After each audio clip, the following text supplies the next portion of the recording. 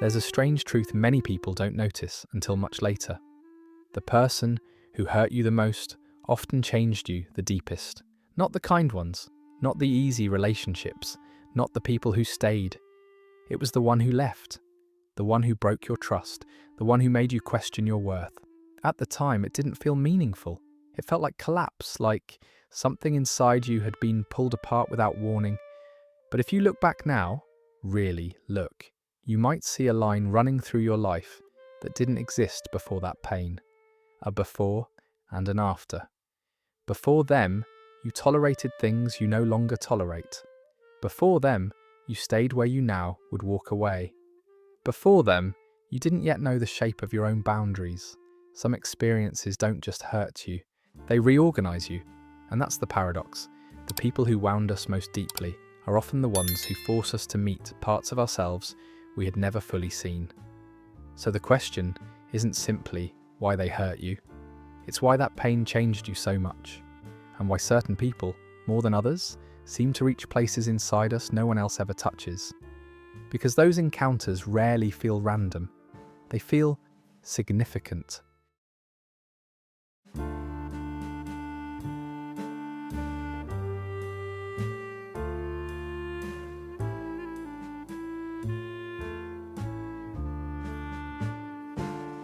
Some people enter your life and leave only memories. Others leave an imprint, something that feels almost carved into you.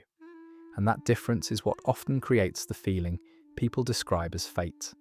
It's not usually about how long you knew them, or even how objectively compatible you were.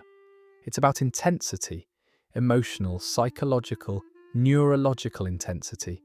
When someone touches a deep attachment place in you, the longing to be chosen, the fear of being left, the hunger to be fully seen, your nervous system registers them as highly significant, almost dangerous, almost necessary, familiar and electrifying at the same time. Psychologically, this is the paradox of recognition. The mind perceives something new, but the body senses something known. A pattern it has felt before, often long ago, and when familiarity and emotional charge combine, the experience takes on meaning. Not logical meaning, felt meaning. This is why certain encounters feel disproportionate to their duration. Why someone you knew for months can shape you more than someone you knew for years. Why the ending of one relationship can echo longer than 10 others combined. The psyche is not measuring time, it's measuring depth of activation. So when people say, "It felt meant to be," they're often describing this internal recognition. The sense that something in them had been reached directly, almost precisely. Not because the universe selected the person, but because something inside you responded with unusual force. And experiences that activate us deeply rarely feel accidental. They feel destined. There's a moment many people remember with unsettling clarity, not when someone hurt them, but when they realized how deeply it affected them. The reaction felt bigger than the situation, more personal than the event itself, and that's often where the mirror begins. In psychology, triggers rarely come from nowhere. They're usually contact points, places where someone's words, actions, or absence brush against something already living inside you. A fear, a belief, a wound that formed long before this person ever arrived. So when they ignored you, it wasn't only about that message unanswered. It touched the old terror of being unimportant. When they pulled away, it wasn't only distance. It activated the memory of emotional abandonment. When they criticized you, it wasn't just disagreement. It echoed the belief that you were never quite enough. This is why certain people seem to reach places others never touch. They don't create those places. They reveal them. Psychologically, this is often described through projection and attachment activation. We unconsciously invest others with roles shaped by our early relational experiences. They become screens onto which old expectations, needs, and fears are cast. So the intensity you felt wasn't proof they were uniquely powerful. It was evidence they intersected precisely with something unfinished inside you. This is the mirror effect. Another person reflects not who you are at your surface, but what still lives unresolved beneath it. And when someone touches those hidden layers, the pain feels disproportionate, because part of what hurts is not present-day loss alone, but the reawakening of something much older. They didn't install the wound, they illuminated it. One of the most confusing experiences in relationships is this. The people who are good for us often feel calm, while the ones who unsettle us feel magnetic. And the nervous system reads that magnetism as connection. But what it's often recognizing is familiarity, not safety. Human attachment forms early. Long before we have language for love, we learn its emotional texture, how closeness feels, how distance feels, what being valued or overlooked feels like in the body. Those patterns become templates. So later, when someone carries a similar emotional rhythm, the same unpredictability, the same withholding, the same conditional warmth, the body senses something known. Not comfortable, but familiar. And familiarity can feel like destiny. This is why people sometimes say, "I don't know why I was so drawn to them." The pull wasn't random, it was recognition. The nervous system identifying a relational pattern it already understood how to navigate, even if that pattern once involved pain. Healthy love often feels different at first, quieter, less charged, less consuming, because it doesn't activate survival responses. It doesn't recreate old urgency. It doesn't demand you chase, prove, or earn. And without that intensity, it can feel strangely unfamiliar, even boring to a system conditioned to equate anxiety with attachment. So we are not always drawn to who is right. We are often drawn to what is known. And until familiarity and safety begin to align, the heart may continue mistaking old pain for connection. Not every painful relationship changes you. Some simply hurt and fade. But there are certain losses that feel different. Not just like something ended, but like something inside you was forced open. A relationship collapses, trust breaks, someone you built meaning around is suddenly gone, and with them goes the version of yourself that existed in that connection. This is why some heartbreaks feel disorienting at a level deeper than grief. They don't just remove a person, they disrupt an identity, who you believed you were, what you believed you deserved, how you believed love worked. Psychologically, this kind of rupture can become a turning point when it dismantles illusions that once held your world together. The illusion that you had to earn love, that you could stabilize someone unstable. That being needed meant being valued. When those structures break, there's often a period of collapse, confusion, anger, emptiness. Nothing feels reorganized yet. But underneath that disorientation, something else begins. Confrontation with self.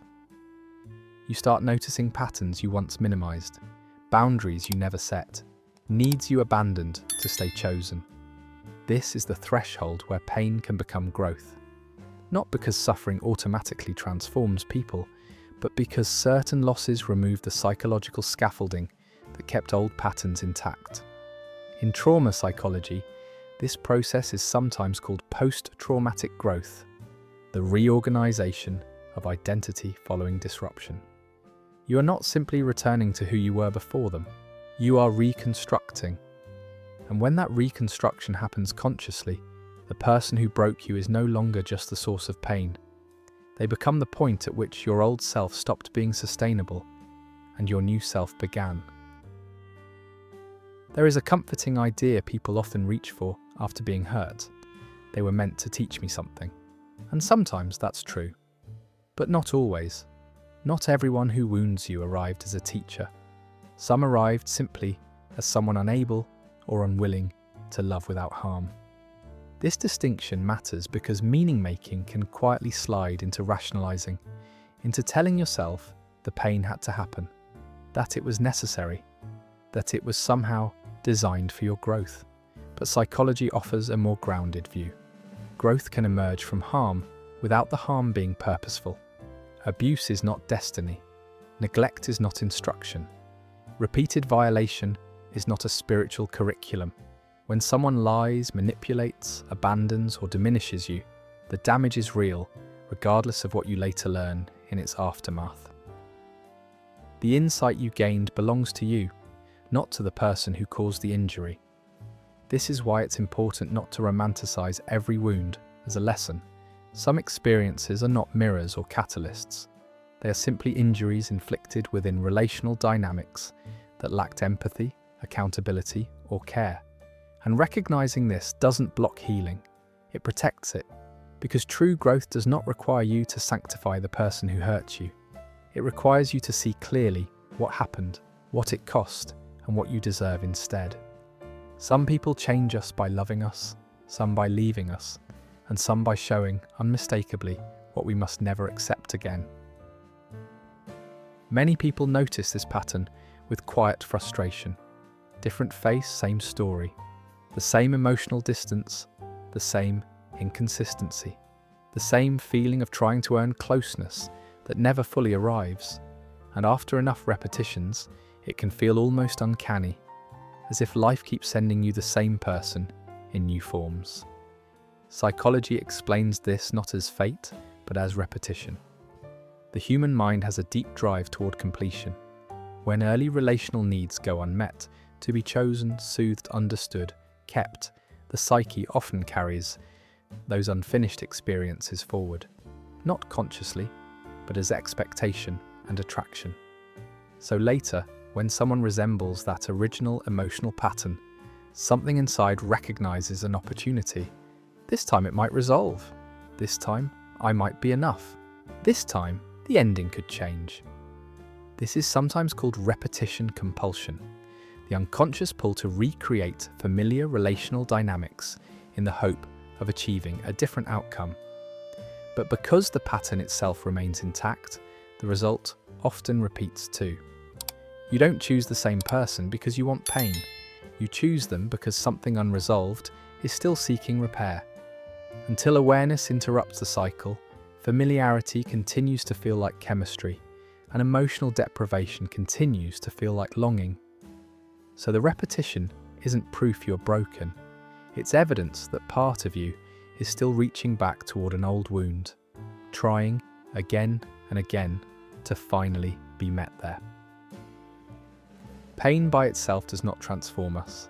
Many people suffer and remain unchanged, or become more guarded, more brittle, more closed. What turns pain into growth is not the event, it's the meaning we eventually give it. After a deep relational injury, the psyche often moves through a quiet sequence, not neatly, not linearly, but recognizably. First comes shock, the disorientation of loss, where reality feels altered and the nervous system searches for what's missing. Then anger, not only at the other person but at oneself, for not seeing sooner, not leaving earlier, not being enough to stay. Then the search for meaning, the long internal questioning. What did this show me? What pattern was I in? What part of me was involved? And finally, if reflection continues, integration. The experience stops being only something that happened to you and becomes something you understand about yourself. This is the turning point, because once meaning forms, identity can reorganize around it.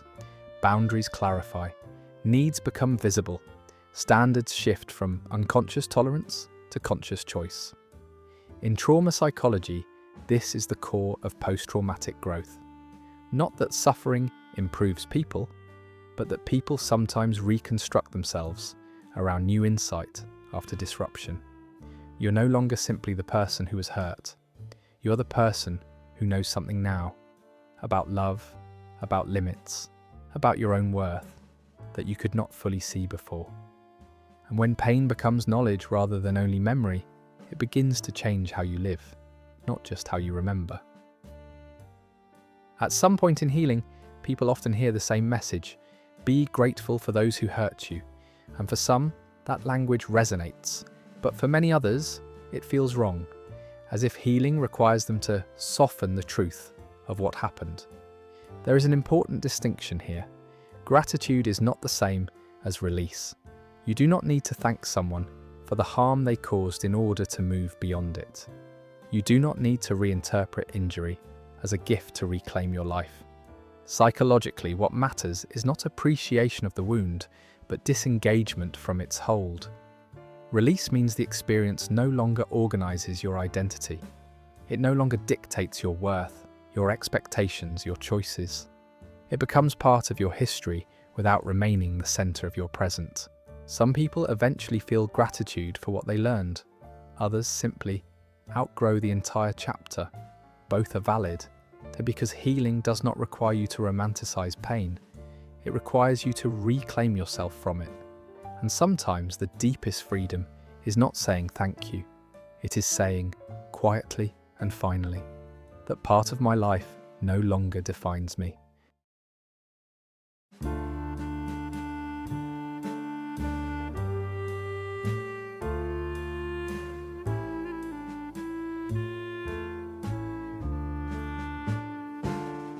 There are people who enter our lives and stay, people who love us gently, steadily, without fracture.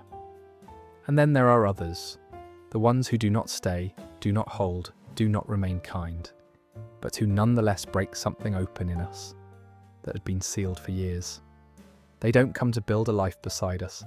They come, often briefly, and alter the terrain within us. After them, you see patterns you once ignored. You feel boundaries you once blurred. You recognize needs you once silenced just to keep connection.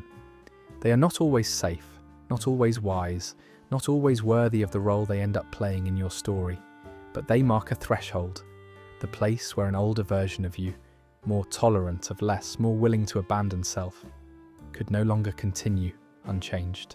And from that fracture, something else began. Clarity, self-respect, discernment, a quieter strength. If this reflection spoke to something in your own story, if you've known the kind of pain that eventually revealed more of who you are, you're not alone here. You can share your experience in the comments or simply stay and listen. And if you'd like more conversations about the hidden patterns of the human heart, you're warmly invited to subscribe and continue this journey with us. Thank you for watching.